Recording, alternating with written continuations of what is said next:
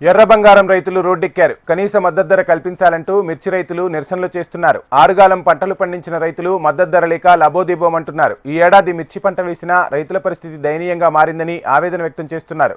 మిర్చి రైతులపై ఏదో విధంగా దెబ్బ మీద దెబ్బ పడుతూనే ఉంది. ఈ ఏడాది మిర్చి పంట వేసిన రైతుల పరిస్థితి దయనీయంగా మారింది. క్వింటా మిర్చి ధర కంటే మిర్చి కోత కూలీల ధర అధికంగా ఉందని రైతన్నలు ఆవేదన వ్యక్తం చేశారు. దీంతో కొందరు రైతులు మిర్చి కోత కోయకుండా పొలంలోనే వదిలేస్తున్నారు.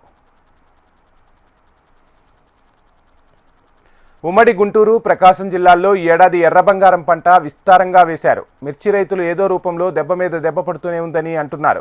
పెరిగిన కూలీ రేట్లు, మిర్చికి ధరల తగ్గుముఖంతో కోలుకోలేకపోతున్నామని రైతన్నలు ఆవేదన వ్యక్తం చేస్తున్నారు. ప్రస్తుతం మిర్చి యార్డ్ డీలక్స్ రకాలు క్వింటాల్ 9,000 నుంచి 10,000 మాత్రమే పలుకుతోంది. తేజ రకం మాత్రమే 11,000 నుంచి 13,000 వరకు ధర పలుకుతోంది. గత ఏడాది పంట వేసిన కొంతమంది రైతులు ఏసీలో నిల్వలు ఉంచారని, ఆ రైతుల పరిస్థితి మరింత దారుణంగా మారిందని చెబుతున్నారు రైతన్నలు.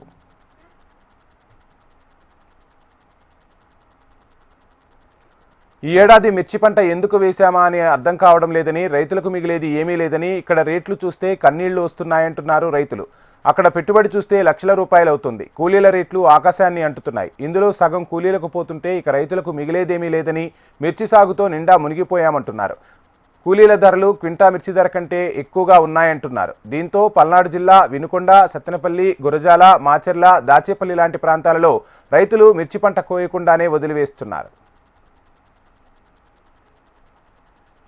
మిర్చి రైతుల పరిస్థితి రోజురోజుకు దయనీయంగా ఉందంటూ, గిట్టుబాటు ధర ఉంటుందనే ఆశతో పంట వేశామని, పంట వేసిన నాటి నుంచి కష్టపడి పనిచేశామని, మరోవైపు మిర్చి బస్తాలు యార్డుకు తీసుకురావడానికి తాము పడుతున్న కష్టం అంతా ఇంతా కాదంటున్నారు.